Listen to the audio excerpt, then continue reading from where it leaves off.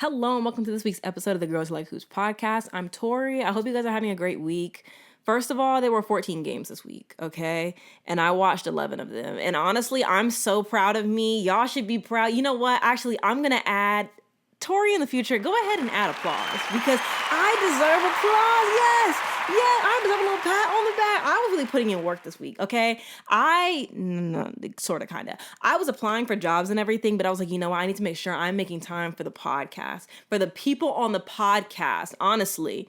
And I did. You know what? I'm so proud of me. And I'm going to get into why I didn't watch those other three, and we'll get there when we get there later in the week. But I do want to say, first of all, like and subscribe if you're watching this on YouTube. Please get in the comments and chat. I love talking to you guys. I need to respond to last week's comments though, but I'm gonna do that while I'm waiting for it to upload. So you know what? I'm gonna get on that. But I love talking to you guys, and I'm really excited for this week's episode. Like I said, I do want to also say thank you to the people who are listening and following on Spotify. 73 Spotify followers. I really appreciate you guys.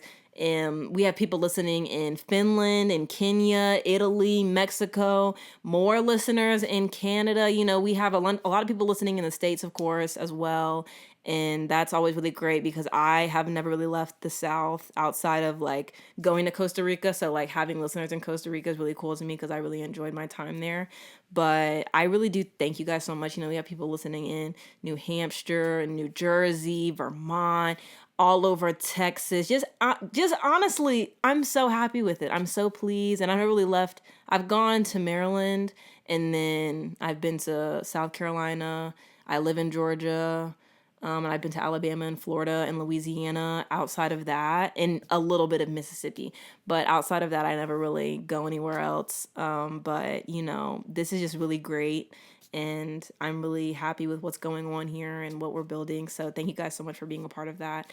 And I'm so happy for the sport. Like the WNBA has grown so much since 7th grade me was going to Atlanta Dream Games. So this is really great, and I love being a part of this. So thank you guys so much for listening, because I would actually be sad if nobody listened. So thanks. This is really cool, guys. This was nice. Anyways, also if you want to follow me for like updates and stuff during the week, I usually post sometimes on TikTok some of the games that I watch earlier. I try not to do too many because I want to have like stuff to post for the podcast, and also, you know, to get people to come listen to the podcast. So yeah, but thank you guys again so much for this. I really appreciate it.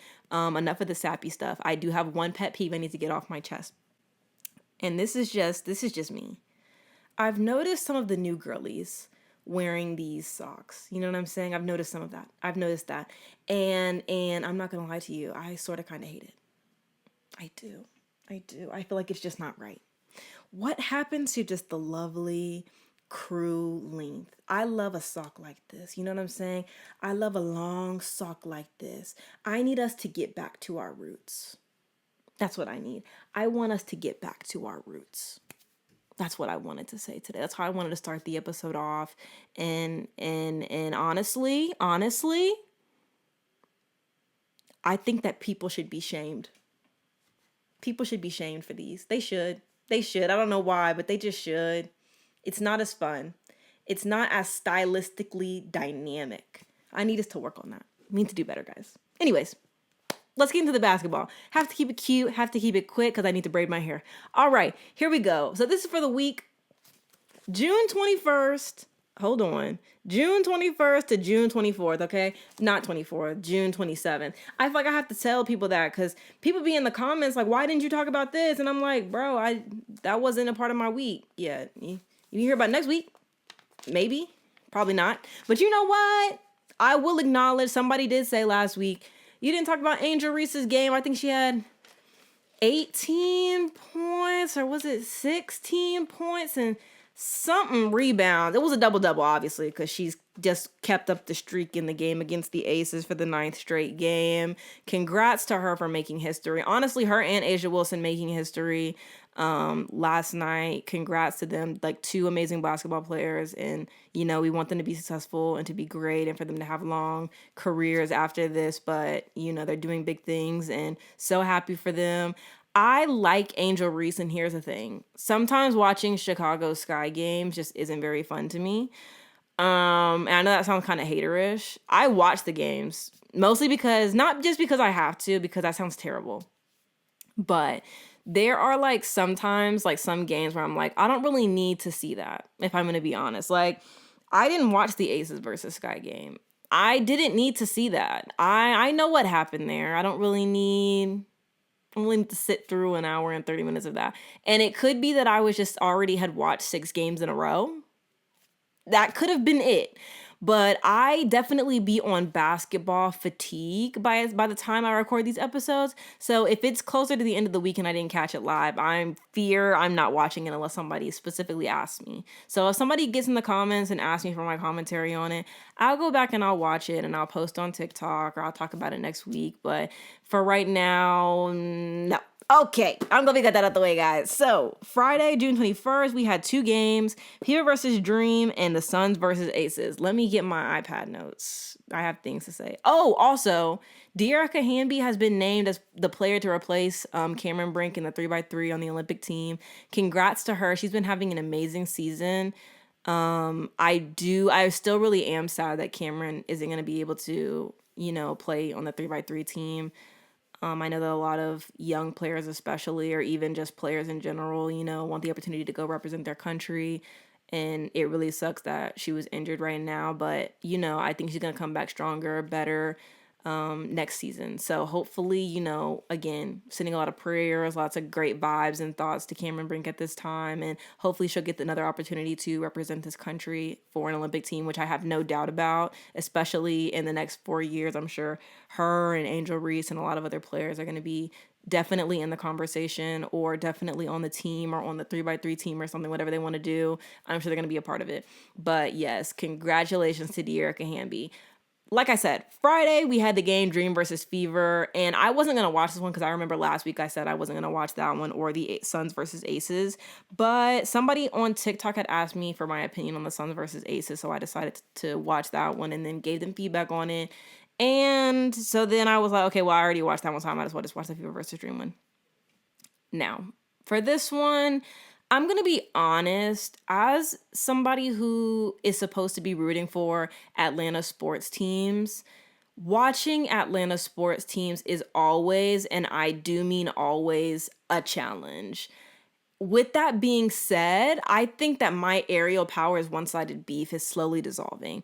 This game, she played very well. She had 10 points, and even though they didn't win, I felt like she was really out there. She was trying. Like, she definitely gave a lot of effort. And honestly, the beef that Aerial Powers and I have, the one-sided beef that comes only from my end, has only just been because of the whole Jackie Young thing. I think that Aerial Power definitely goes out there and, she gives you a lot of great energy. And I don't think you can ever be mad at that.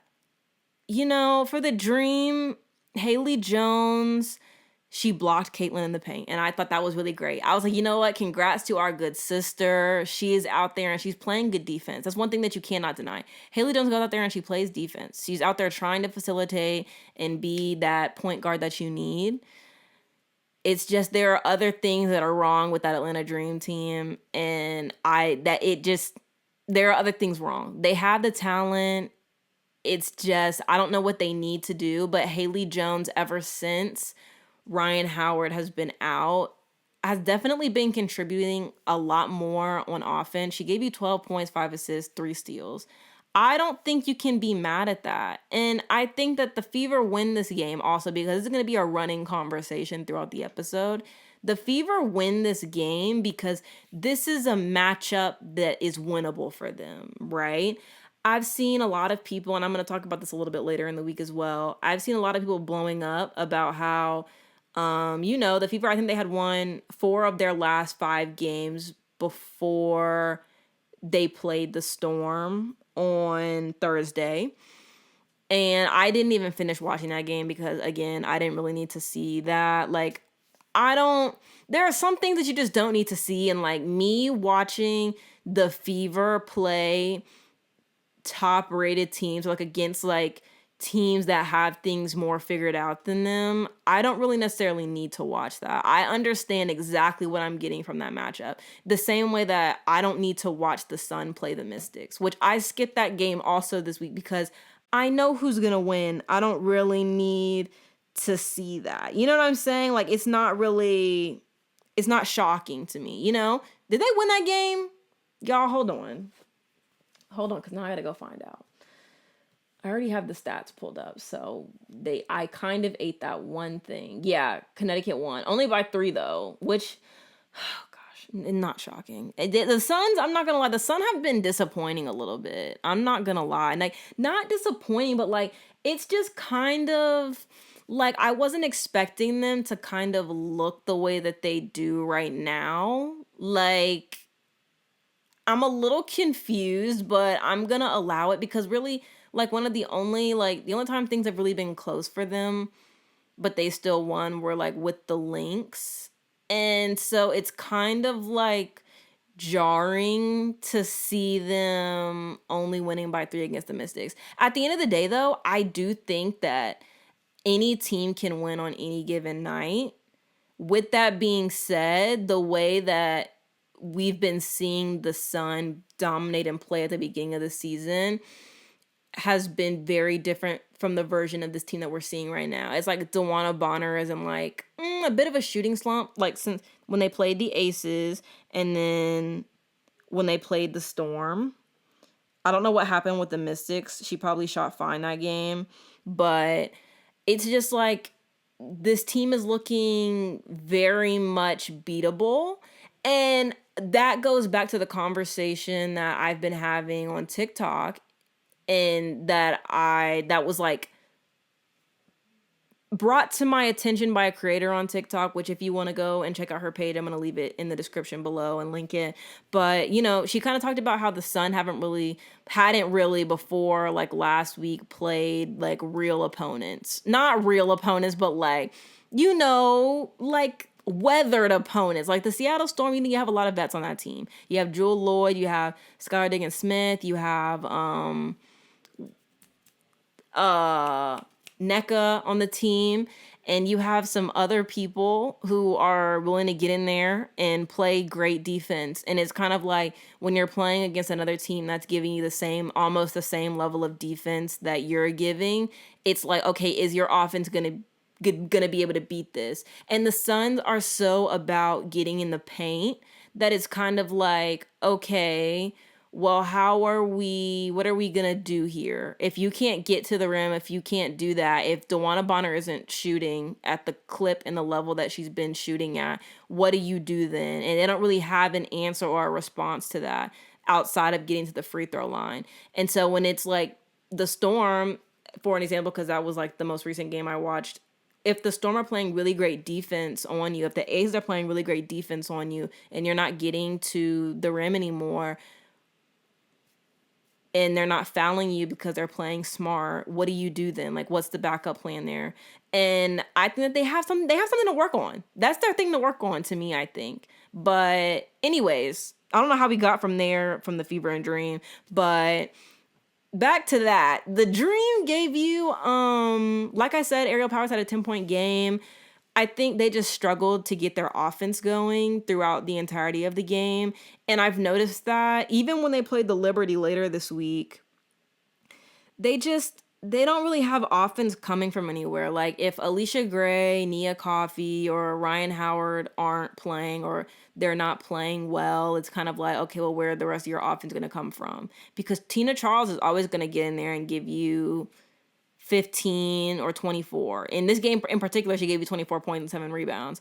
But it's like this team can't only be Tina Charles playing well. Like Tina Charles is older. Like you can't be asking or like demanding these older players to play at this high caliber and your younger players aren't playing at that same level, or you're not able to get that level of play out of your younger players. Because like I've said before, and like many people do say all the time, these players are good. Like they have the talent here. It's just a lot of times when you watch them, like, and with this game in particular, it's just like they'll pass the ball and the Fever's defense isn't like extraordinary, right? Like it's not like the best thing. Again, I think the Fever win those 4 or 5 games before they face the Storm because this is a decent matchup for them. The Atlanta Dream is not a team that has things figured out.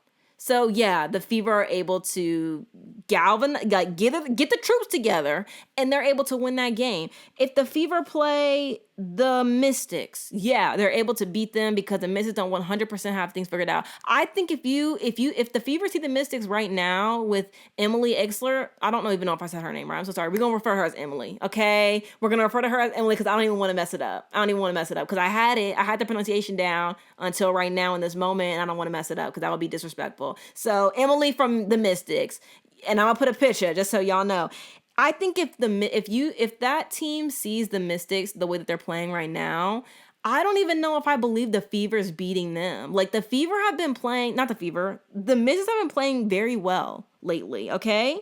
And y'all know I don't even watch the Brunch Bunch like that, but I have really locked in and I have been paying attention to that team, and they are out there and they're putting like everything out there on the court like they always do. But yeah, that's a team that they match up well against. When the Fever play the Sparks, that's even a team that they match up well against because, again, a lot of those players are on the younger side. They're on the rebuilding side of things. And it's like those losses, even the Sky, when they play them, it makes sense that they're only winning by 1 or 2 or 3 points. It makes sense that you're not blowing any team out because those are good matchups for you. It makes sense that when the Fever play a team like the Aces, they don't have it that figured out. When the Fever play the team like the Sun, yeah, they always put up a good fight against the Sun, but they don't have it figured out enough on defense to win those games. And that goes for everybody else on the list as well. Like, yeah, the Fever could win if they play the perfect level of basketball, which every single night you're not getting that all the time. And so it's like it makes sense to me. But the Fever beat them in the paint that game.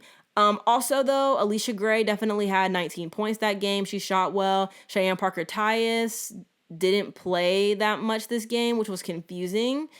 At the same time, I don't know what the answer is for this Atlanta Dream team. I really don't. I don't know what the right answer is for them, regardless. The Fever beat them in the paint.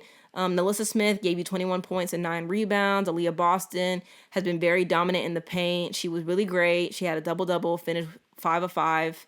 Great game for her. Kelsey Mitchell, 18 points. Caitlin Clark, 16 points, 7 assists.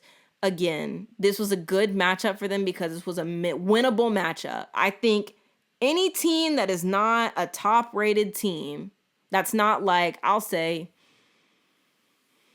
because I don't really know what the standings are exactly, but let's look because it's pulled up right here. I think if the Fever aren't playing from the 1, 2, 3, 4, 5, 6, if they're not playing teams that are like 6 and up, they're gonna win. Like if they're playing Atlanta, if they're playing the Sky, if they play Dallas, and I don't even know about Dallas anymore because Dallas is honestly, and we're gonna get there. Dallas is cooking now a little bit. They have a piece. They have a piece that could really take them over the hump of this really long losing streak. They finally broke their losing streak the other day against the Lynx, which was heartbreaking for me. But I also love the Wings, so I'll allow it.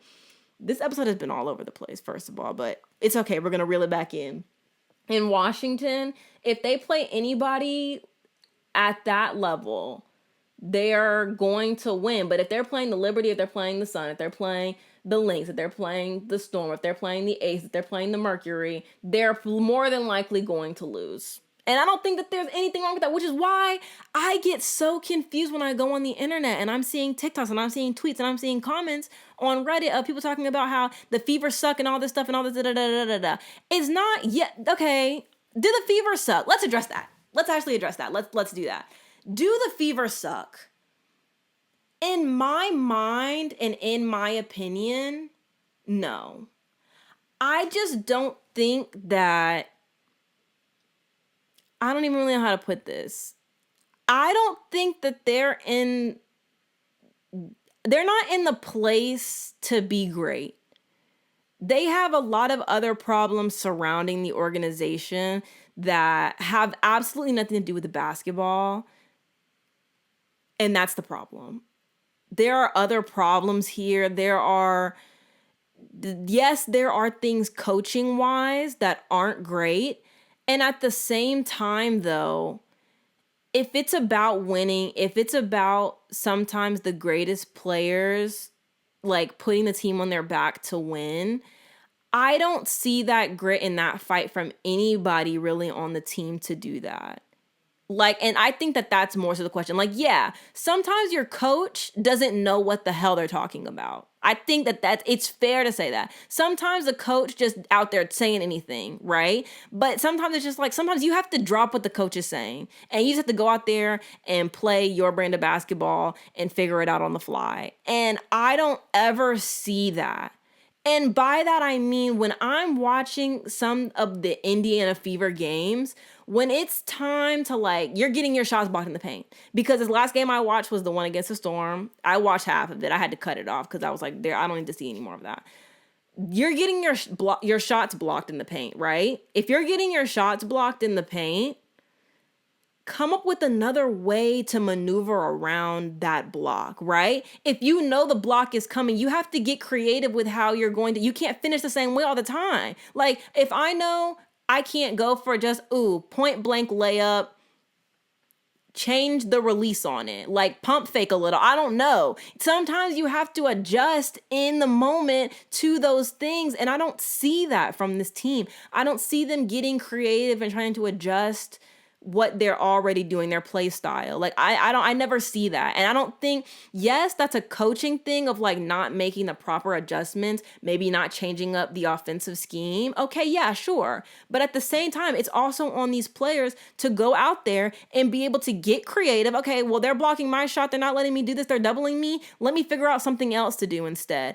Caitlin was getting doubled and all this stuff, and she figured out how to, she started dribbling better. Started taking care of the ball better, right? And then, so yeah, she does that, but now she's facilitating more in the first half of the game instead of pouring it on and then consistently just throwing up jump shots. At the same time, we see that that's a game plan that's working in my mind. Yeah, they may not always win with Caitlin playing like that in the first half, but eventually things can work out. Christy Sides going in the post-game interview and saying we need Caitlin to shoot 14 shots on any given night minimum, that's not the answer. Because when she was doing that, you guys were not winning. When you put so much pressure on her to shoot, I don't think that that's winning any basketball game for the Indiana Fever. I'm sorry. It makes sense to me that when you play like that, sure, that can get you a win anywhere you play. As long as the defense is fine, and you have more than just Caitlin contributing offensively, you can beat the Dream. You can beat the Mystics. You can beat whoever else is under that top 7. That 7 in the contenders list. You can beat any team that's below the Indiana Fever and the Atlanta Dream. But what you cannot do is keep doing that same play style against teams that you know you're not beating. I don't know. I don't really know what the answer is there, but it's really not my job to know what the answer is. It's really not. Christy Sides needs to figure that out. She needs to figure that out, and she doesn't have an answer for that outside of Caitlin needs to shoot more. So until somebody can get in there and figure out what the answer is, because I think that people are thinking that if the rumors are true that they're trying to get the old coach from Iowa to come and be the coach of the Fever, I'm going to tell you right now that that's not going to be the answer to the problems. It won't be. It won't be. Anyways, on to the next. Suns versus Aces. Sun versus Aces. I'm sorry. I be adding that S. Crazy. One thing that I do want to say about this game, Kia Stokes, I think, definitely deserves a lot of recognition for what she did this game. She was being aggressive on offense, which is what Becky has been asking of her, right? They want her to shoot more, especially back when Chelsea Gray wasn't playing, because they needed that extra offense, like a little bit. It doesn't have to be like, oh, you're putting up 20 every game. Like, if you can do that, that's really great. But it didn't have to be that. But she needed her to stop being hesitant and to shoot the ball when given the opportunity to do that. And she kind of shied away from it, which is why sometimes she wouldn't play that off. She wouldn't play that many minutes. But this game in particular, and I really don't know if it's just because Chelsea Gray is back. I really don't know. But I think this was down to how the Sun decided to play her, which was to kind of sag off of her because that she's probably going to pass the ball instead of shooting it, which isn't necessarily a bad decision because there are a lot of players in different leagues and stuff who should be passing the ball more. But I think what Becky wants from her is for her to just not be afraid, but also to not be a liability offensively. Like, yeah, she's gonna play good defense. She's gonna get you some rebounds. She's gonna get you some second chance points, but she needs you to also do a little bit more offensively, because if they're playing and defending Kelsey Plum, Jackie Young, Asia Wilson, and they're playing really great defense on them and they can't get anything going, they're just passing the ball around, they need like another person to be able to go out there and hit a shot every now and then, get in the paint, roll hard to the basket. And that's exactly what Kia was doing this game, and it was so necessary. And I'm honestly glad that she had this game and that the Sun sagged off of her, because it gave her like the opportunity to not hesitate and to take those shots and to roll to the basket and get those easy layups, those bunnies. Like, I was really happy for her this game, and I'm honestly hoping that this translates to like the next few games, because they only played one other game this week, which I didn't watch, but I am happy that she got the opportunity to do that. And I also know that other people had really great games this game, but I didn't want that to like be overshadowed, that Kia Stokes stepped up and, played well and did exactly what Becky has wanted her to do since the season started. And I was honestly really happy with Kia Stokes' performance, and I didn't think it should be swept under the rug. So boom, there it is. I'm gonna praise my aces, because y'all know I love me some aces. Anyways, Asia Wilson, she does nothing but cook. I was not surprised by her performance. She gave you 26 points, 16 rebounds, 2 steals, 2 blocks. And again, I think Alyssa Thomas was defending her this game. There's nothing that you can do about Asia Wilson in my mind. Like, if she has like an off night, she's still going to at some point get her points. She's going to help her team do what they need to do, because she's an MVP caliber player all of the time. Alyssa Thomas, she was just, I don't know. She hit the Haley Van Lip. I don't know what you want me to do. Like, there was really nothing she could do. She was all in that girl's face, and there was nothing. She was face guarding her. Like, no, you're not going to make it. And she would still make it. Like, I don't know what you're supposed to do with that. And Alyssa Thomas said there was nothing she could do about it. So it is what it is. They shut down DeWanna Bonner. And I think her and Alyssa Thomas combined for 12 points.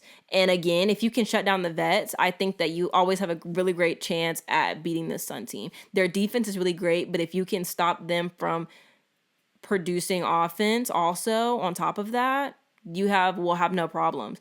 I think, yeah, there we go. There, as I said, Aces locked DeWanna Bonner up in the first half. The Aces also started out very aggressive, and they outscored them in the first half, 45-28, and you can never go wrong with that. You can never go wrong with that. I thought that someone was going to come out guns blazing after that, but Dejanay Carrington definitely started playing better in the second half. You just need more than that. You only had 2 players in double figures, and that is a different type of game for the Sun. Usually they have all starters and probably somebody off the bench in double figures, and this time it was not that. But I think also once you give up that many points in the first half, it's always going to be hard for you to come back when you can't get anything going. And DeWanna Bonner and Alyssa Thomas are only combining for 12 points. I think, obviously you need more. Kia Stokes, like I said, had a good performance, 7 points, 10 rebounds. Kelsey Plum had 18 points. Alicia Clark had 11. They really need Alicia Clark. Alicia Clark had hit some threes when they needed it, and she played really well that game. Like I said, for the Sun, Dejanay Carrington had 19 points, 6 rebounds. Brianna Jones had 18 points, 7 rebounds. You just needed those were your only two players in double figures, and you needed a lot more than that from them. But you know what? Again, they went out there and they played hard and they tried their best. So what can you do? You know what more can you say? I think the Sun, like I said, they have some questions to answer. They do. I don't know what they're going to do about that, but I think obviously we're not even halfway through the season, so they can come up with a way to figure that situation out, and they're probably going to be just fine. I'm sure they're going to be in the playoffs this year. There's not a doubt in my mind, but they definitely have to be able to beat some of these higher tier teams, because if you can't beat the Liberty, if you can't stop the Aces, if you can't stop the Mercury, if you can't stop the Storm, it's kind of like if you're not beating them now during the season or maybe later on in the season, what are you going to do when it's time, like championship time, you know? So they do have some things to work on. They have some things to figure out, but I think Stephanie White's she's going to make some tweaks and adjustments, and maybe they'll have some more people off the bench come in, but I think that they definitely cannot only solely rely on playing in the paint. That cannot be the only way that they're playing. Anyways, Saturday, we had 3 games. We had Wings versus Mystics. I did watch that one. We had Sparks versus Liberty and Mercury versus Lynx. I watched all of those. And I actually watched the Mercury versus Lynx one live, so you guys would have been proud of me. Anyways, Dallas versus Mystics. This game was the perfect example of, while injuries suck, it does allow you to see some of the other talent on the bench or some of the talent that's signed on hardship contracts. The Mystics outscored the Wings every single quarter, which is a bummer, yes. But the Wings, they were out there and they were trying. JC Sheldon has been having an amazing stretch. And I hate that I'm not hearing anybody talk about them. I don't even think that I ever hear anybody talking about JC Sheldon outside of me, and then there's a guy on TikTok. I don't really remember his name, but he's always in the comments of my videos. And whenever I talk about the Wings, he talks about he loves Monique Billings and JC Sheldon and how she's getting some good minutes. And I love that. I love that people who love these teams are watching these videos and they're adding their input. So if you have input, please get in the comments and share. But for the Wings, Aurike really struggled this game, I think. But to me, I think she's been struggling all week, but she goes out there and gives her all to this team every game, which I'm sure is extremely tough this season, considering there are multiple starters who are sitting on the bench. There are multiple people who have been getting hurt and injured. Maddie is out. We don't even know how long Maddie will be out. Natasha Howard was out for a very long time. She's playing now. Satu has been out. And Jaylen Brown is out. And these are players that would be very pivotal pieces on this team. But with that being said, I think that it's really great that some of the people on the bench are getting some reps. I think it's really great that players like Lou Lopez, JC Sheldon, what is that? I think her name is Stephanie Suarez. She's getting some play. These people are getting some minutes, and I think that's going to be helpful if, maybe one day some of the starters, they're not able to get anything going. You're looking for some answers, and it's okay, well, let's put you in. You did something good for a little bit. You got some reps in. Let's see what you can do.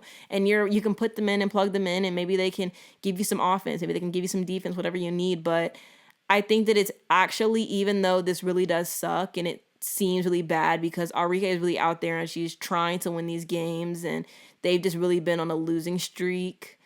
But again, she goes out there and she plays every single game, and she plays almost the entirety of the game most of the time, the full 40 minutes.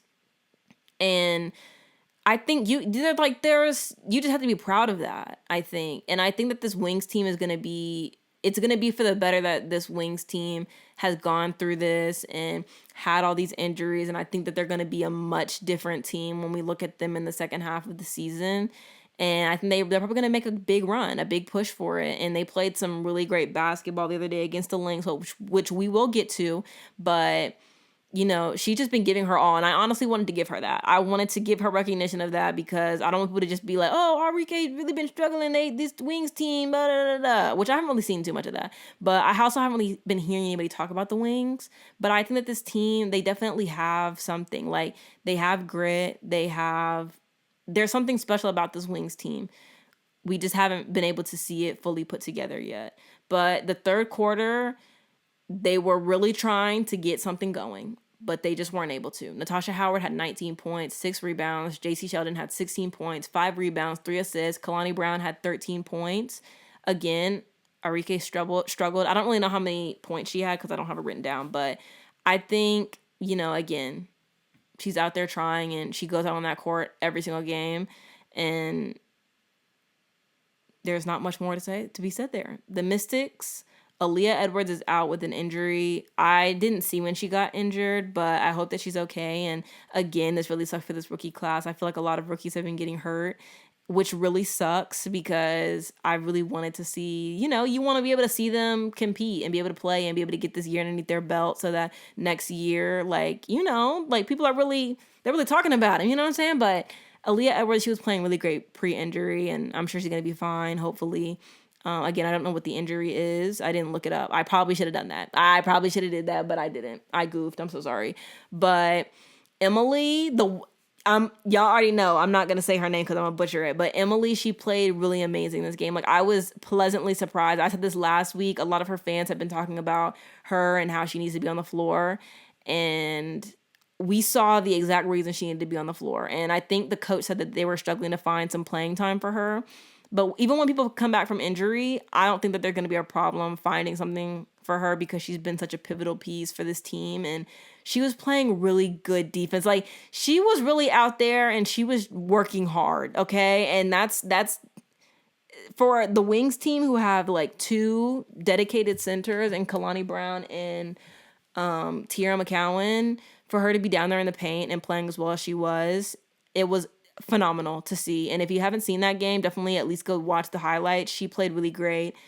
She had 23 points, 9 rebounds, 3 assists, 2 steals. And it was really crazy because I was like, it's crazy that that's what's been sitting on this bench. That's what's been sitting on this bench that has not played, had not really touched the floor until like maybe I think either that game or the game before then.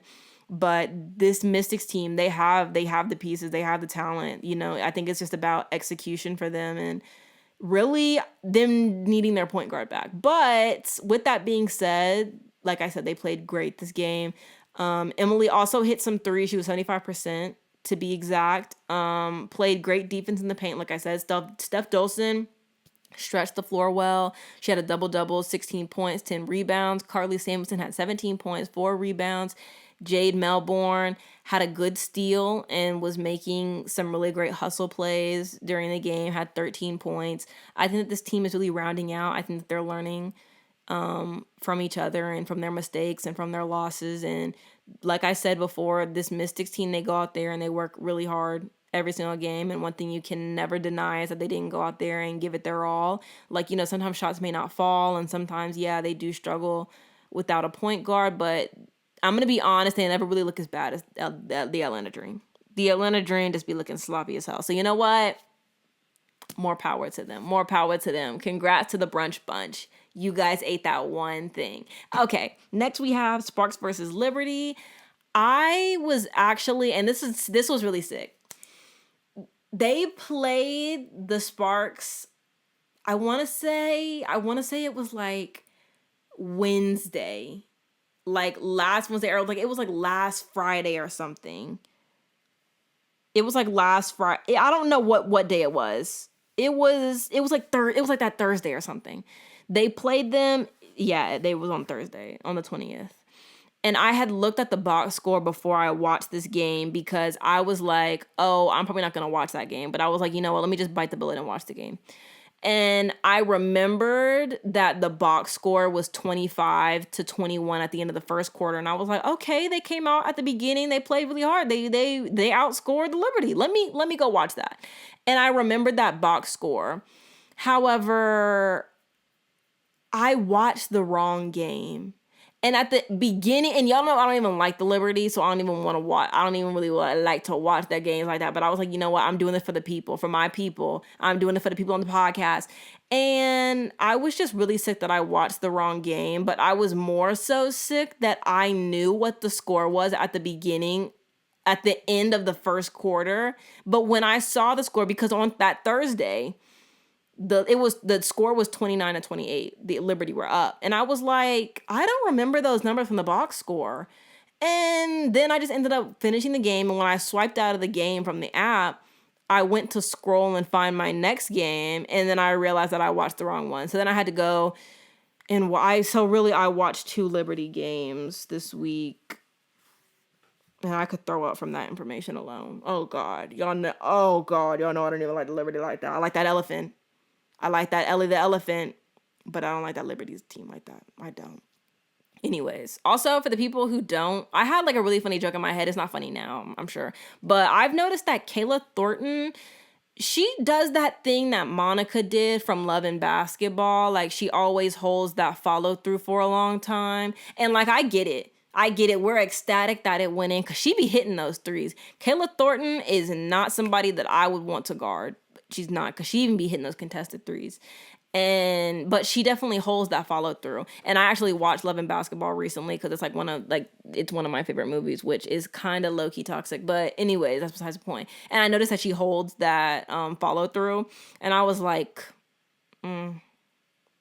Monica's coach from USC. She would never allow that. She would be holding that follow through all practice. Sandy Brodella, clearly she not built like that. She not built like that to tell Killer that, hey, calm that down. But she be hitting them threes, so I can't even be mad at her. Anyways, Sparks, they came out playing hard the first quarter. They did. They didn't shoot the 3 well. They did not. But De'Erica Hamby had 20 points, 6 rebounds, 5 assists, 3 steals. De'Erica Hamby is having a great season, and I'm really happy for her because after she left the Aces, y'all know I was sick. Oh, I was sick. I was disgusted. I could have thrown up from the information, but I didn't. And, for her to come in and, at the beginning of the season, I told you guys before, I told Kurt, hey, the player I was last season, that's not me. I'm going to be better. And she has been better. She's been the best on this team. Arguably. Actually, not even arguably. She's been the best player on this team. And I'm really happy for her. I'm proud of her. Zaya Cook has been getting more minutes and more playing time, and she's playing well. She had 14 points this game. Stephanie Talbot, y'all know I like that girl. She very nice. Very nice. She had a great game. She did a lot of the little things right. She was 2 for 2 from 3, which isn't a big deal to some people, I'm sure, but she's a big, so I'm going to allow it. 11 points, 8 rebounds, 7 assists, 2 steals. Her floor vision is really great. I like that. I like that for this team. And, this team has been plagued with some injuries, but, they still have people who are coming off the bench and playing well, or even just starting the game and playing well. So, there's hope for this LA Sparks team yet. For the Liberty, we have Benigilani Hamilton, who was out this game and the previous one, but it's okay because this Liberty team, they have Breanna Stewart, okay? And Brianna's always going to put the team on her back. Breanna Stewart had a great game, gave you 33 points, 7 assists, 3 steals, 6 blocks. Very efficient showing from her that night. She was 12 of 19. She cooked. I don't know what to say. She cooked. Sabrina, she played 24 points, 6 rebounds, 9 assists. Damn. Sabrina was shooting. She was. And even I noticed it wasn't this game. I think it was the one that they played on Thursday. Even when her shot wasn't falling, she got into the paint and was finishing around the rim. And I do think and not even a win, but because she's already at that point now, but Sabrina is definitely at the point where it's when she's able to finish around the rim, this is going to be her game it's going to change her game. It's going to elevate it the same way that Kelsey Plum finishing around the rim has really elevated her game, and she looks amazing. Great. I love Kelsey Plum shooting, but her finishing around the rim is so much more fun sometimes for me to watch. I love Steph Curry shooting, but watching him finish around the rim and taking the contact and hitting crazy shots is also 20 times not greater, but low key 20 times greater. Anyways, Jonquil Jonquel. I don't know how to pronounce the girl's name, okay? We're going to call her JJ. I'm tired of messing names up. I'm tired of it. Nobody's ever called me out for it, but I'm tired of it. Jones gave you 14 points, okay? 13 rebounds, 5 assists. I don't think you can ask for anything more. You have your 3 best players right there giving you double digits and a lot of rebounds. So those 3 cooked, and Kayla Thornton went in there and gave you 20 points and 6 rebounds. She was hitting those threes. I don't know. I don't know who's gonna. I'm not gonna say that. Somebody will beat this Liberties team. I don't know who's gonna be, but somebody will. They're really great in transition, but also the team is just good. They're just built like that, but they're a super team, so they're supposed to be built like that. So I'm still mixed feelings on it, but that's besides the point. Congrats to Liberty for that win. Nobody was shocked. Next game, Mercury versus Lynx. Let me just say this. This was a really fun game to watch live. I enjoy the ones that I watch live. They're very fun, and I'm always very much into the game. It's on the rewatches that really kill the vibe for me. But I was a bit nervous because I was rooting for the Lynx, because y'all know that my favorite teams are the Aces, Storm, Lynx, Wings. And then it's like Aces, and then skip. Lynx and Storm are like tied right now because they're tied right now. And then the Wings, which we love the Wings. It's just they're not really, I don't love them as much as I love the Aces. You know what I'm saying? Not right now. But I was really concerned for this Lynx team because, you know, with Brittany Griner back and Beck Allen, this is just a different team. And I didn't know who was going to win, but the Lynx luckily were able to pull it out. Thank God. The Mercury, I'm going to say this about the Mercury. You know, last week I drank the Kool-Aid. I did. I drank the Kool-Aid on this Mercury team last week, and I shouldn't have done it. I shouldn't have done it because when they played the Lynx, I was quickly reminded of why I was talking the most trash about that man. I was quickly reminded of that. They need to slow down. That's one of their problems. Sometimes when they're not shooting well, it's like the whole point of the Mercury and the way that their offensive scheme is set up is for them to shoot threes, right? And the coach has said that himself. So when they're not shooting well, they just start playing too fast. And then they're trying to get their pace up. And, you know, they're trying to get their opponent to mess up, to falter. And with a team like the Lynx, their defense is so great. I don't think that is the right adjustment. I don't know if that's even the right, like, scheme. I don't know if that's what you should be doing at all. I don't know if you pick up the pace just because you're not shooting well. At that point, you probably need to drive, and driving will probably be a lot easier if you can get them going in transition. But with the Lynx not particularly off, like, they don't shoot terribly every single night, right? Like, sometimes they have games where they don't shoot that well, but you're probably going to see a lot less of those nights. And when you do, it's going to be a lot harder to get them going in transition if they're not missing any shots. So immediately, like, we just have things to work on with the Mercury. Like, first of all, we need to slow the hell down. Sometimes they just try to play too fast, and sometimes they were just trying to move the ball, like pass the ball so much. And I was like, can you guys like relax for a second? Like, you guys need to actually slow down. Like, slow down, take a deep breath, and like wait. Because I promise you, letting your offense set up is going to be a lot better than you trying to push fast pace. And then not only are you missing shots, but you're also not even getting the best shot possible. So that's one. During the first half, they shot 1 of 15 from 3. Again, I'm not going to say that the coach isn't great because the players really seem to like him. With that being said, why is your team shooting 1 of 15 from 3 in the first half and you did not make any adjustments to that scheme? we have got to, as people who, and not even as people who enjoy basketball, are like, I get it. The three is so great. Steph Curry has changed the way that we look at the three-pointer. I get it. Ray Allen, Reggie Miller, they changed many things, okay? I get it.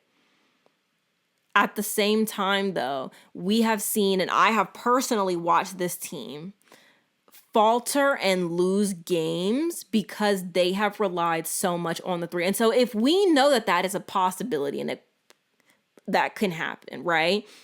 Why do people still insist on only shooting threes and not being their offensive scheme? It's not going to work. It's just not. Yeah, it works sometimes. And when it works, it looks like the best basketball you've ever seen. But when it's not working, you need a backup plan. You need something else. When Steph's not shooting well, okay. It's like time to go into driving the paint. I'm trying to figure out why that was not really implemented here. Nate, you have things to answer for, sir. You really do. Like, they just looked pretty awful in the first half. I'm not going to lie. They definitely were kind of in it at one point. They were trying to get back in it and it just wasn't working. I think also for this game, you need Aaliyah Copper to always play great. With this team in particular and the way it's set up, you need her to always play great. And this team, in my mind, can't be good without her playing great. But I think that also that is a lot of pressure to put on one player. And again, if the threes aren't falling, you need to be doing and trying something else.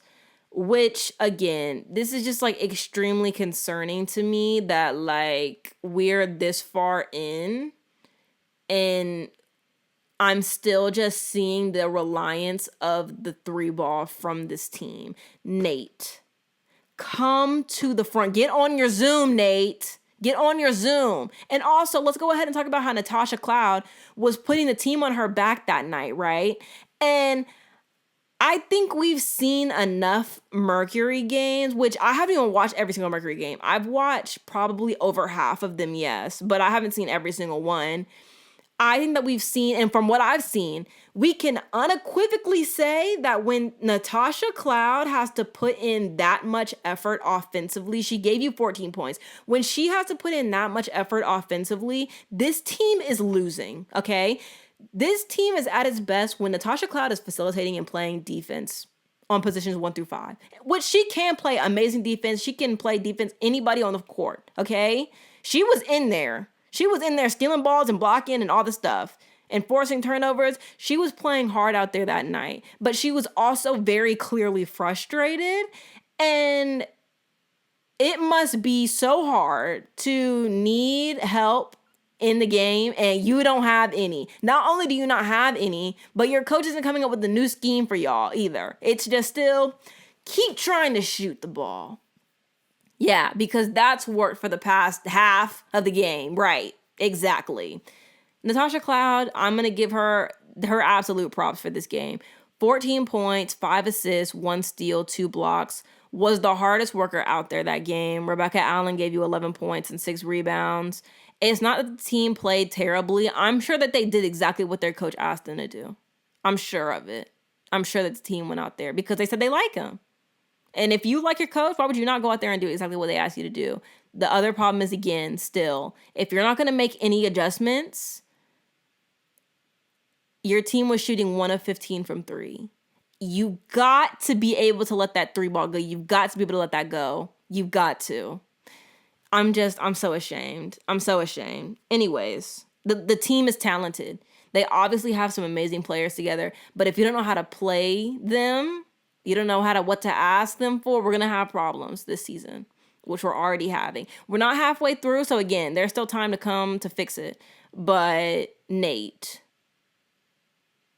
it's time to clock in and earn that check, buddy. Okay? It's time to clock in and earn that check. Anyways, Lynx. Did the Mercury play one game this week? They played tonight. Okay. Anyways, the Lynx for this game, they played beautiful basketball. They're always going to play beautiful basketball more often than they are not. Nafisa Collier had 23 points, 14 rebounds. Alana Smith, 14 points, 5 assists, 2 blocks. Courtney Williams, 12 points, 9 rebounds, 4 assists. This game, Natisha Heidemann, I questioned her game. I did.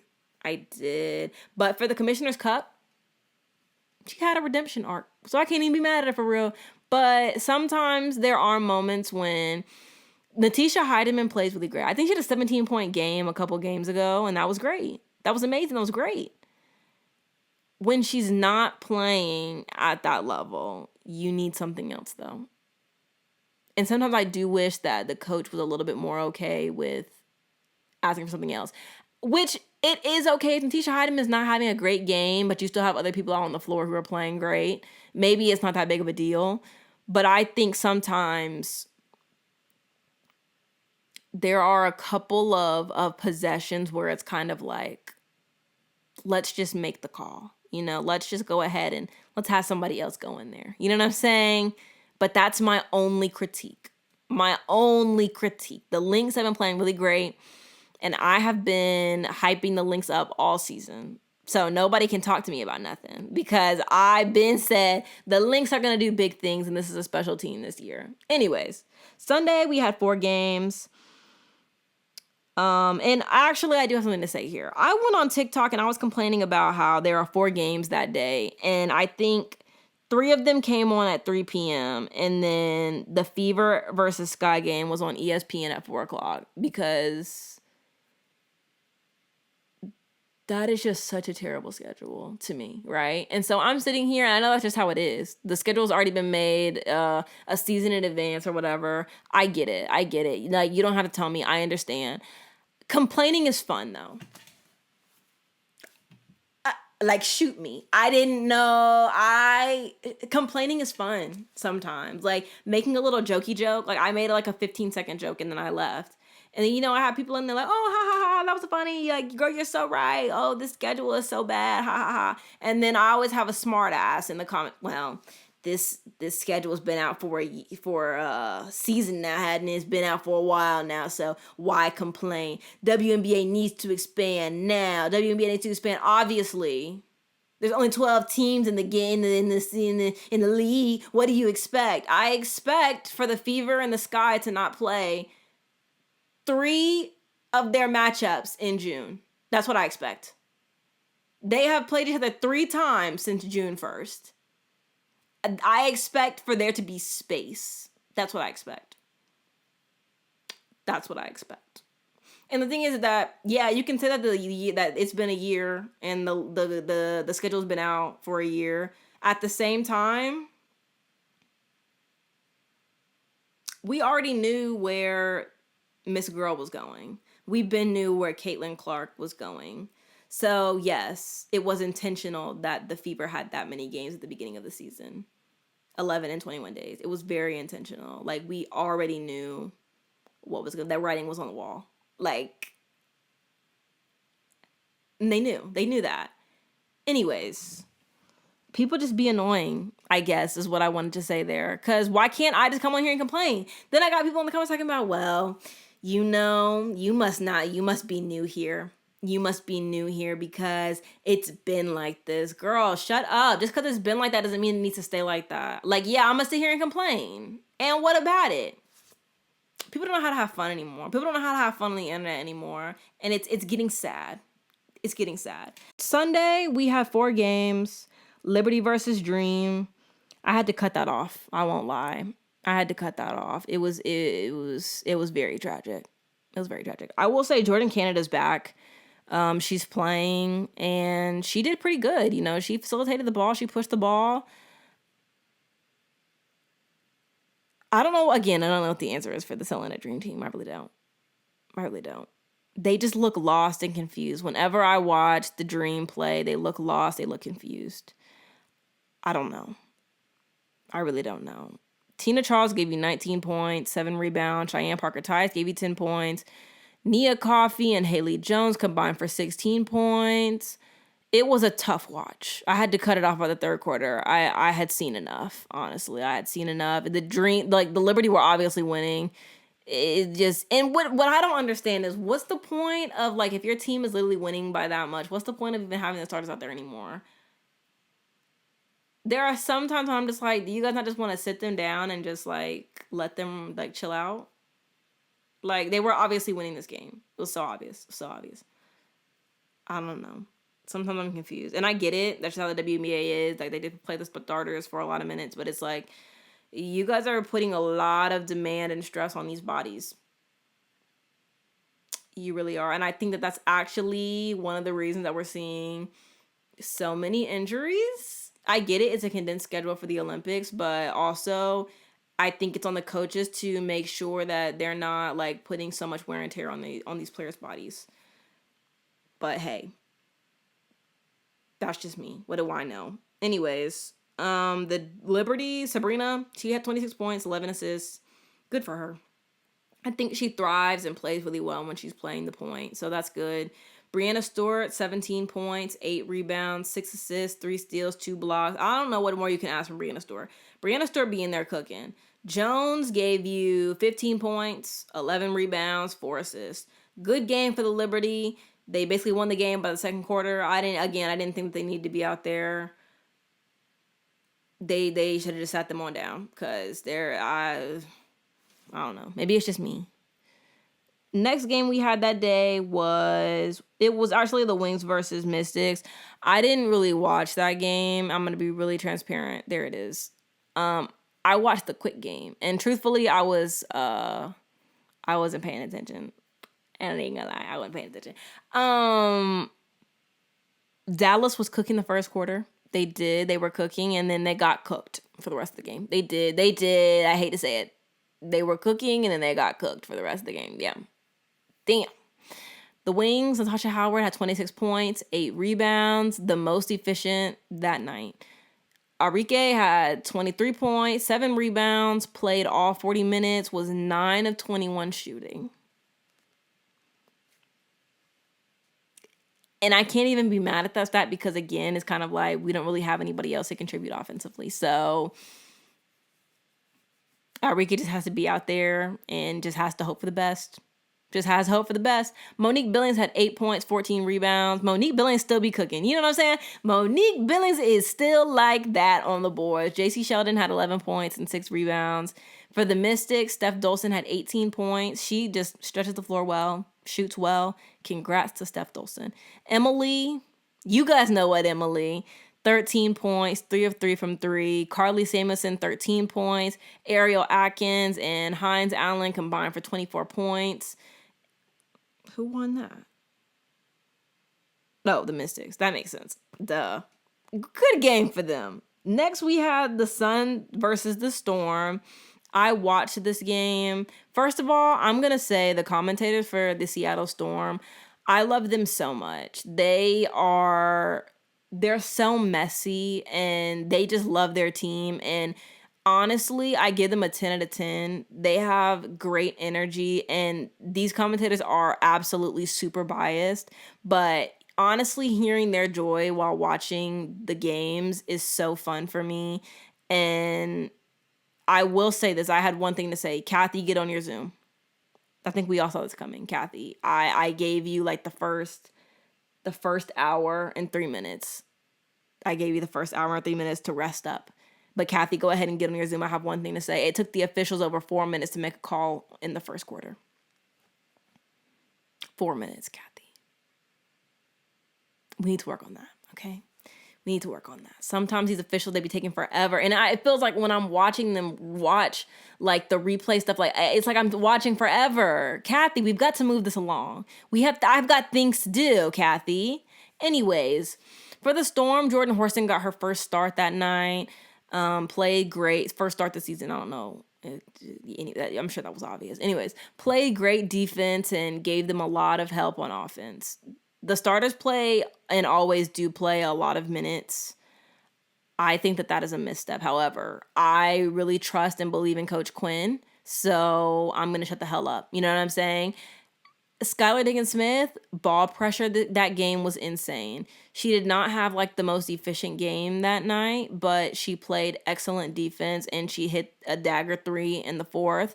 And I don't think you can ask for too much more of that. She was forcing turnovers, and she just played really well. All starters were in double digits. Jewel Lloyd had 16 points, 5 rebounds, and 5 assists. Jordan Horson had 10 points, 7 rebounds, 3 assists, 3 steals. Like I said, was very active on defense. Ezzy gave you 11 points, 9 rebounds, 4 assists. Skylar Diggins-Smith gave you those 13 points and 8 assists. I don't think you can ask for too much more. This team really moves the ball well, and again, their defense is good, and when their defense is good, I think that this team can do just about anything and can beat anybody. So, the Storm should keep that up. For the Sun, damn. The Sun, again, they just got... Actually, you know what? The Sun, they shut down the Storm in the first quarter. But after that, they started getting cooked and they lost the keys to the train, okay? They were outscored for the rest of the game. I think the Storm were held to like 8 or 9 points. I think it was 9. Was held to like 9 points in the first quarter, and I think the Sun had 16, and then after that, it was over. They went on like a 12-0 run at one point, and again, the Sun need to figure something else out outside of just getting to the rim. And when DeWanna Bonner is like not shooting well, or like they're just playing good defense on her, you have to have somebody else who can come in and give you offense. I still agree that with what I said last week, this team doesn't play well against higher ranking teams in the West.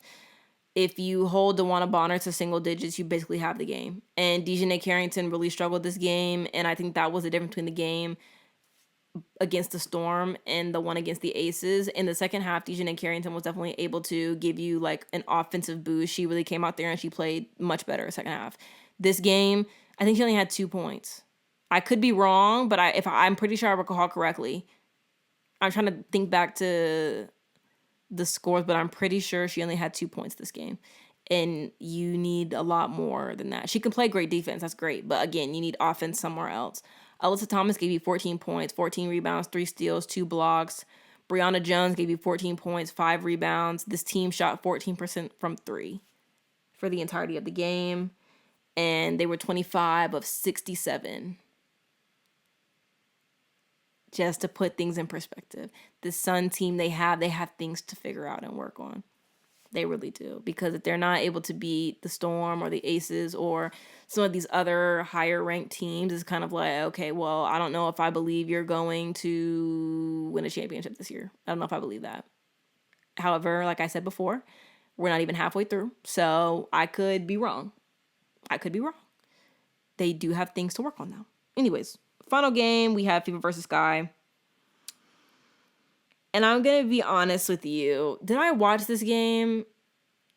I'm trying to remember. I was about to watch it, but I didn't. I'm going to be really honest. I just get really tired of that. I get really tired of that matchup. I'm not going to say it's very boring to me because people said it was a really great game, and I'm sure it was. I was not going to be watching it though. It's just the conversation around it, and like I said, Angel Reese came out there and she played well. People have been like basically shitting on her for the past couple of weeks, and they're just like, Angel Reese doesn't do this, she doesn't do that, she doesn't contribute offensively, she doesn't do all these things. And for this game, she stepped up and did that, and she helped her team get the win. She played great defense. Obviously, is a really great rebounder. She's leading the league in double-doubles, I believe, if I recall correctly. This is going to be a matchup. Her against Caitlin is always going to be a matchup for many years to come. Much to think about at this time. But I do get tired of that matchup, so I didn't watch it. And also, I think I've seen some clips of Caitlin kind of being upset with Christy Wallace. I don't know if anybody else has seen that video, but I did. I've seen it many times, actually. And here's the thing. Can't be mad at her for being mad with Christy Wallace for shooting. Can't even be mad at her for that.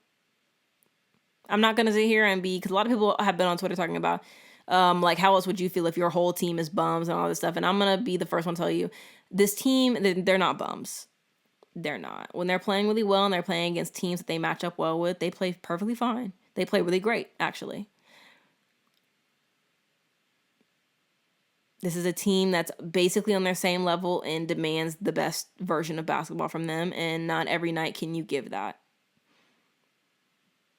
Point blank. And Christy Wallace, she surprised me this game. I think she actually shot well that game, which again is shocking. Again, Christy Wallace gets too many minutes in my opinion, but if she's going to be out there, yeah, go ahead and shoot 5 of 7. I think that was the right stat. It was either 5 of 7 or 4 of 7. I'm pretty sure it was 5 of 7 though, because I wouldn't have praised her for 4 of 7, but I think she was 5 of 7. I think she was efficient. And this goes down to the attitude conversation that I think a lot of people are having. I'm sure that this is very frustrating for her to go from, which I'm sure it would be frustrating for anybody, to go from winning in college and now struggle to get some things done sometimes. But this is a part of the process. You can't just come into the league and just think that you're going to be winning all the time. It's just not very realistic. And if you are winning, it's likely because it's not only because you're playing a bunch of minutes and playing really well. This team has to figure out how to play together. They have to figure out each other. They need to figure out the coaching situation, to figure out how to get creative when the way that they're playing isn't working. They have things to work on. Like, they only lost by 1, so it's really not that serious. But hey, maybe it's just me. At the end of the day, though, I was watching, and I wanted to mention this last week, but I didn't feel like it was appropriate. But now I can. There was this show that I watch. It's the recap show, and it's it's hosted by 2 U.S. women's national team soccer players, or former U.S. national team players, Kristen Press and Tobin Heath, and they have a company and it's really great. And if you want to look into that, it's Re-Ink, and they are doing some great things over there and having some great conversations. But they had Abby Wambach on, and they ended up talking about how Abby Wambach, which she is one of the greatest national players for the U.S. women's team, and she came on and told a story about how her first 3 games as a soccer player, she scored 27 goals. And on the way to the car, her mom asked her why she didn't pass the ball more.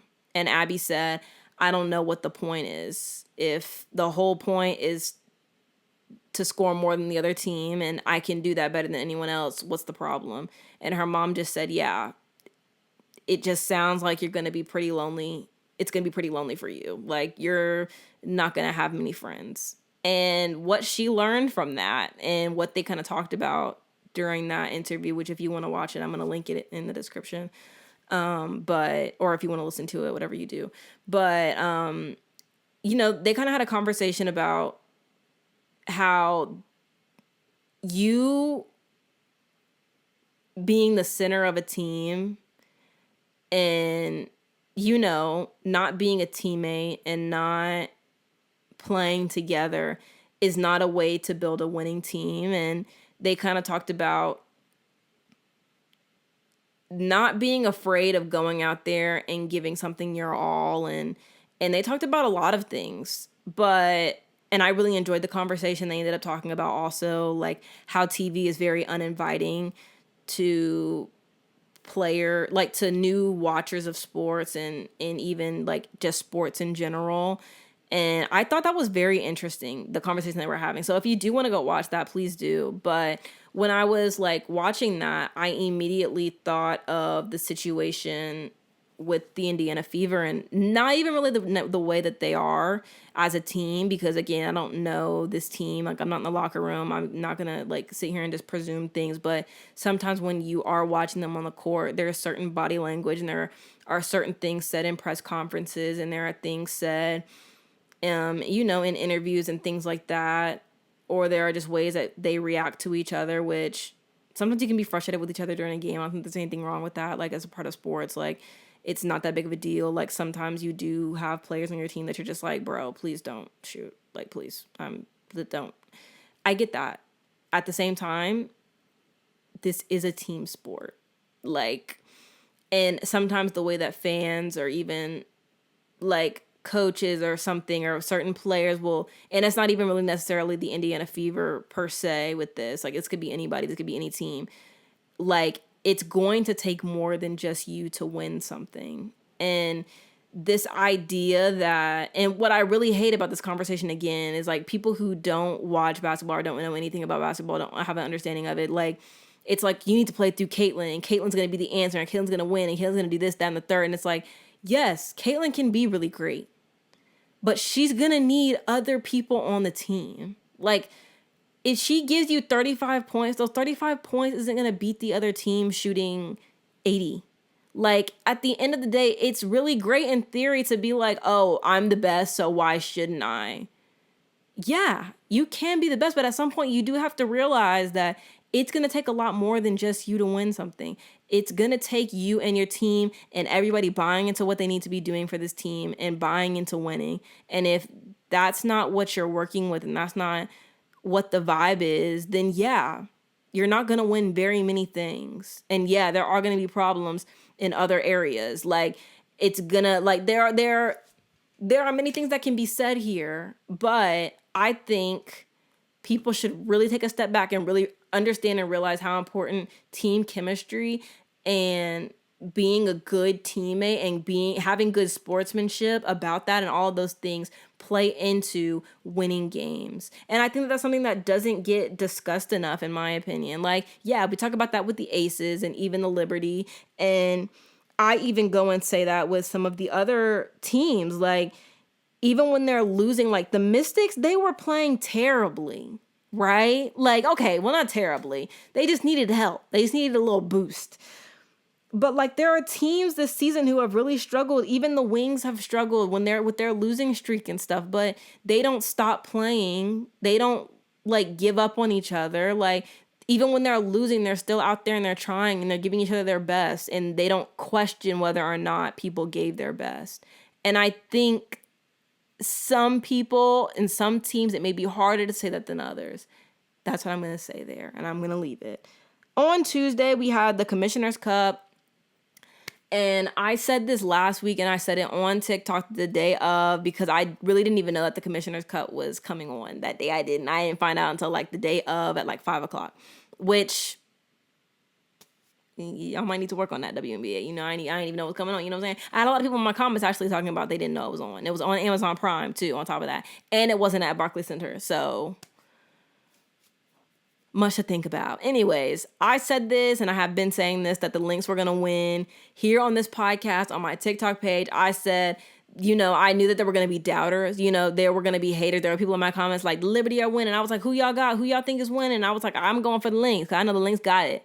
And people were like, the Liberty, it's the Liberty. The Liberty's going to win. And there were some people who were really, they were giving like in-depth analysis. They were like, if Jonquel Jones is shooting like she's been shooting, Liberty got it. But if not, well, they don't got it. And the people were actually quite right.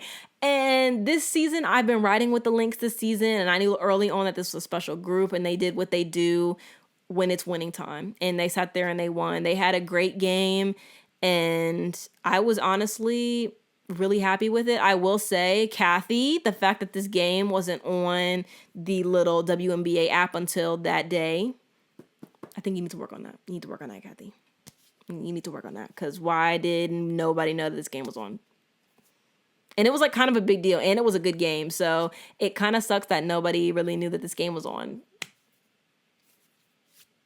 Sucks. Wow. It's a real bummer. Anyways, for the Minnesota Lynx, Kayla McBride, it was her birthday, okay? She didn't have like a crazy shooting night, but she definitely came in there. She got some fouls. She had a couple shots, and when it was time for to hit that free throw line, she was hitting them shots. But you know what? It was okay that Kayla McBride didn't have that big of a night, because Bridget Carlton answered the call. Okay, she answered the call. Bridget Carlton, 23 points, 4 rebounds, 5 assists, 3 steals, shot 8 of 10, was 6 of 8 from 3. She had an MVP level performance, honestly. She did. Then we had Nafisa Collier, gave you 21 points. Cecilia Zandalicini, she was a monster in the first quarter. Like, I'm telling you, if you guys didn't watch this game, please go and take a look at it if you have the WNBA app. It was a really great game, or at least go look at the highlights on YouTube or something. This was a really good game. She gave you 15 points in the first half of the game. She didn't play all of the first half. Obviously, she played 15 minutes, I think. but she gave you those 15 points, and they really needed that. They were struggling a bit in the beginning. Kayla McBride, she gave you 12 points. Courtney Williams gave you 11 points, 8 assists, 3 steals. Alana Smith. Sometimes I have to really I have to take a second, make sure I said that name right. Alana Smith and Dorky Uhas played really great defense in the paint. Against Jones and some other players, just to make sure, they just locked him up a little bit. They didn't really have a huge offensive night, but I don't think that they needed to, obviously, because you have Bridget Carlton, Nafisa Collier, Xanda Lassini, Kayla, Courtney, you have them giving you points and stuff. So, as long as you can kind of slow down and stop Jones, you're cooking and good. And Jones only had 3 points this game, I think. So they did exactly what they needed to do. And they went out there and they won that Commissioner's Cup. And Nafisa Collier got MVP. I'm going to be so honest with you. When it got to the point, I watched them get the award and stuff, which was really great and awesome. Nafisa was definitely I think Bridget deserves this. So much more than me. And Bridget Carlton she was humble. She was so humble. She was like, no, girl, you got it. I'm gonna be honest with you. I thought Bridget Carlton deserved that damn Commissioner's Cup MVP. Bridget was in there cooking. Did y'all not hear? 23 points. Nafisa Collier definitely had a better plus minus, but Bridget Carlton was 23 points, 4 rebounds, 5 assists, 3 steals. Shot 8 of 10, 6 of 8 from 3. I'm telling you, I thought she deserved it. That's just me, though. There were some other people in the TikTok comments when I talked about the game, though. They were like, yeah, I agree, Bridget Carlton deserved it. But you know what? I'm gonna let it slide, because Nafisa Collier definitely has been playing MVP level this season, and really hasn't really gotten that much recognition. I always hear people talking about Asia Wilson, which they always should. She's an amazing player. I will never take anything from that lady. They talk about Alyssa Thomas, who has been playing phenomenal this season, but people are rarely talking about Nafisa Collier except for the commentators in the game. And I hate that. Nafisa Collier deserves to be talked about. She deserves a recognition, and so I'm here to give it to her. Anywho, for the Liberty, Sabrina tried. She did. Sabrina had a great stat line. They locked up JJ, and there was nothing more she could do. There was nothing more that she could do. Brianna Stewart, she stepped up at the end and honestly had put them back in the game and had them close in it in the fourth, but it just wasn't enough. Brianna Stewart had 24 points, 11 rebounds. Sabrina had 23 points, 10 rebounds.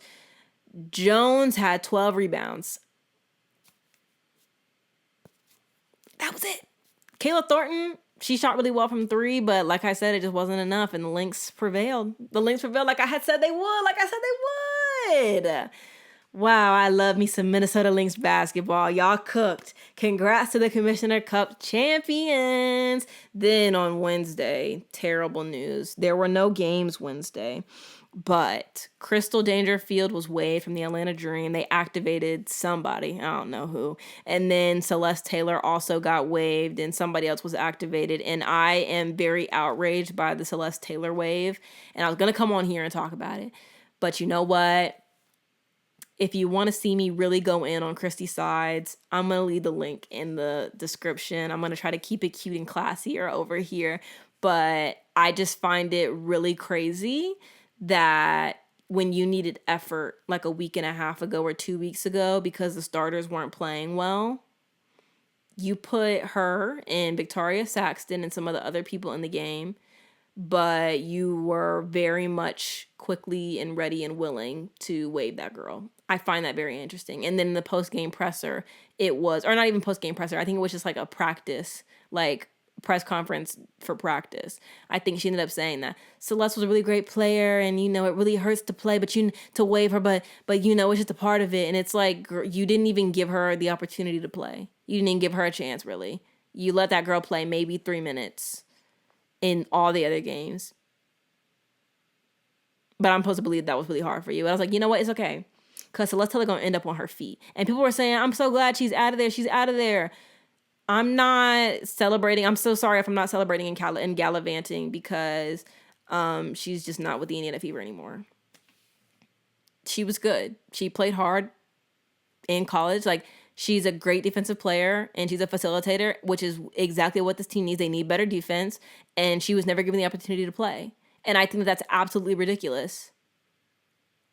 And I'm very unhappy with this decision. I'm very unhappy, and I will not be hiding my disgust for this decision.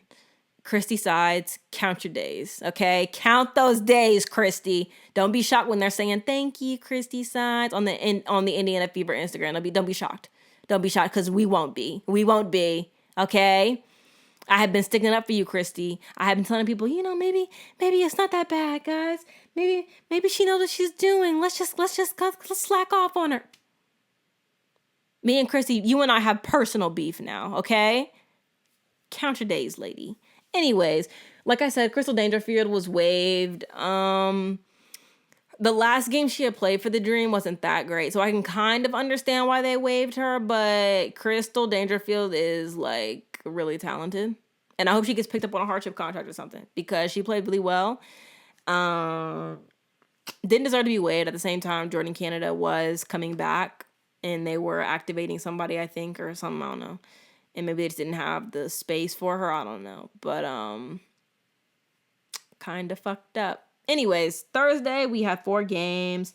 Lynx versus Wings. Let me start by saying this. Oh, at the end of the game, Natisha Heidemann, I said, Natisha Heidemann does not need to make that shot.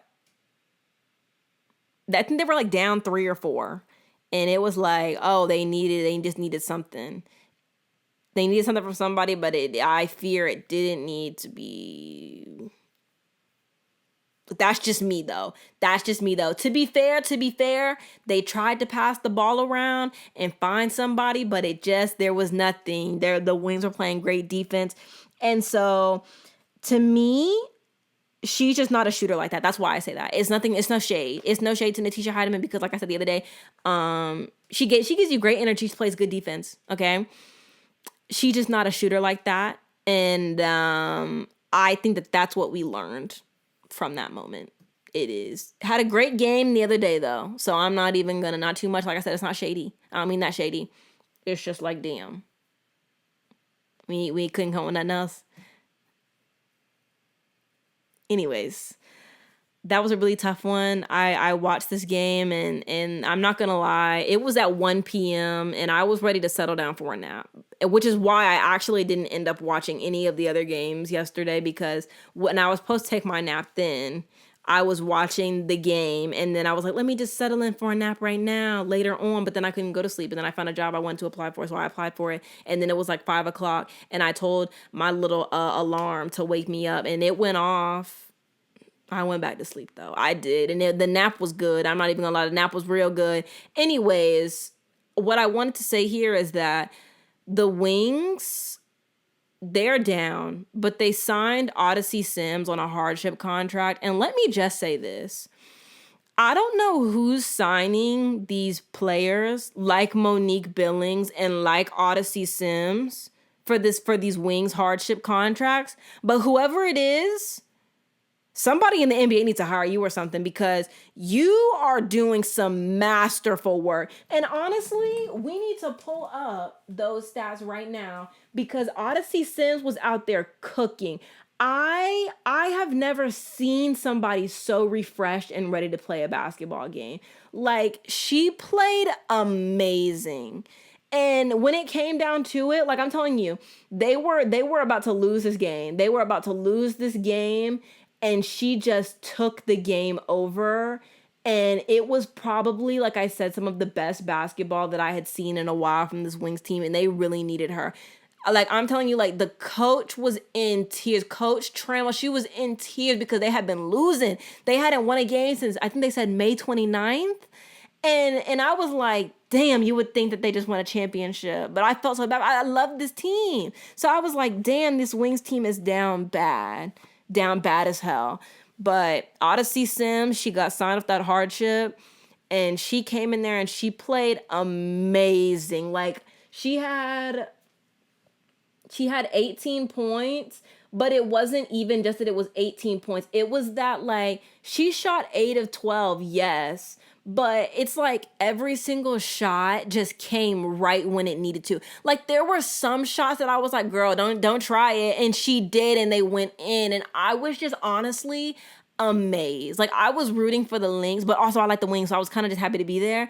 But I'm telling you right now, if you have not seen Odyssey Sims play, you need to go watch that game back, or you need to watch the highlights or something, because Odyssey Sims, and I will never shut up about it. The Wings, I don't know who they have in that damn front office or on the coaching staff. I don't know who decided to sign her or to sign Monique Billings, but those have been some amazing pickups this season. And it really just makes you think, like, oh my gosh, what kind of players are not even signed to a team right now who have the ability to play like that. And I can't wait for the expansion to happen next season and the season after that, and hopefully another team coming the season after that, because these, like, watching some of these players play from these hardship contracts, amazing. Like, I've never seen, like, that was some of the best basketball, like the most timely basketball that I'd seen. So if you didn't watch that game or you didn't see it, please go watch the highlights. She played amazing. Tierra McCowan gave you 17 and 12. Excellent. Arike gave you 23 points, 9 assists. Good game for her, honestly. Really great game. Monique Billings had 14 points, 6 rebounds. Again, you know, you have Nafisa Collier giving you 29 and 11, giving you an MVP level, does an MVP level game once again. I hated that, like, at the end of the game, though, she had missed some, like, of the easier like bunnies that she needed. I think she also ended up missing like a 3 that was open. Yeah, it says 0 of 1. So that 3 that I'm thinking about, she missed. And there was one shot at the end of the game that she just needed. It was wide open and she missed it. And I was like, damn, like I was quite saddened by that. Bridget Carlton gave you 17 points, 4 rebounds, 4 assists. Alana Smith gave you 15 and 6. Kayla McBride gave you 11 points. You know, it just wasn't enough. The game was really close, and I really hated that for them. But the Wings played so great. For the Sun versus Mystics, we're just gonna go ahead and take a peek at the box score on the computer that I have pulled up here, because I really don't have it. How did they lose? Wait, who won? Oh, the Sun, obviously. DeWanna Bonner didn't get locked up this game. That's the difference. That's the difference here. Ty Harris had 23 points. Dejanay Carrington had 22. Yeah, DeWanna Bonner she had better opportunity. Probably didn't have anybody to put on DeWanna Bonner like that for real. She had 24 points and 10 rebounds. Damn. She had a really great game. Congrats to her, honestly. The Mystics, what'd they do? Dang, they had a lot of people in double figures. They just couldn't get it done, huh? I hate that for them, actually. They didn't really they shot the 3 better. They shot their field goal percentage is better. What the hell happened? Did they get beat on the boards? No. Well, hold on. 30 rebounds for the Sun. 31 for the... How did they lose this game? Y'all, I'm not understanding this one. They even had more... Washington had more second chance points than them. I guess Connecticut had one more fast break point. Like, how did they lose this game? The Mystics had 32 points off turnovers to Connecticut's 10. How many times did they turn the ball over? Oh, damn. They turned the ball over 26 times? Well, that's how they lost. Damn. 26. Ooh. I'm not gonna lie, I kind of like... Oh, it went into overtime. That makes sense.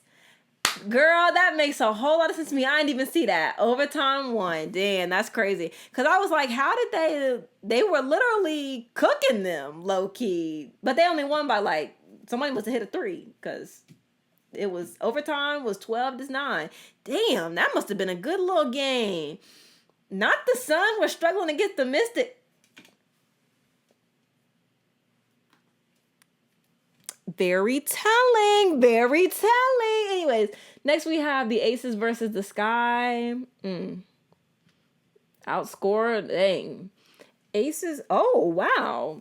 Chicago was up 4. First quarter. Ooh, damn. Got outscored the second quarter, though. Damn. What can you do? You know what I'm saying? Then got outscored for the rest of the game. It's a damn shame. For the Aces, what do we have? Asia wasn't give you 31 and 6. Turn up. She 8. 10 of 19. Efficient night for her. Chelsea Gray was 3 of 5. Okay. And started that game. As she should. 22 points for Jackie Young. 3 rebounds. 3 assists. Was 3 of 5 from 3. 7 of 13. She cooked. Kelsey Plum with 21 points. This is what I'm talking about. You really only need Kelsey Plum and Asia Wilson and Jackie Young to play really great. And those are 3 first-round picks, so it makes sense to me. Kelsey had 21 points, 5 rebounds, 5 assists. She cooked. 8 of 15. You know what? That team, they're so great. They're so great. They shot 50%. Okay. Very efficient. Efficient little night for them. What did Kennedy Carter have? Ooh, 9 of 20. Damn. My bad. That was just a shocking stat to me. Marina was 50%, 8 of 16. Angel Reese was 7 of 16. They tried. Okay, they tried.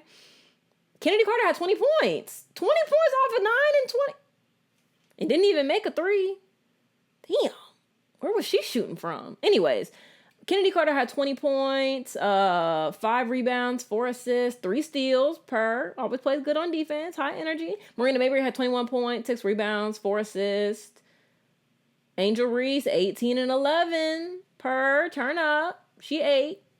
Lindsay Allen, 10 points, 5 assists, 4 rebounds, 1 steal, 1 block. Okay.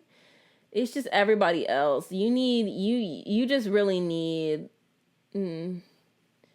like, Isabel Harrison.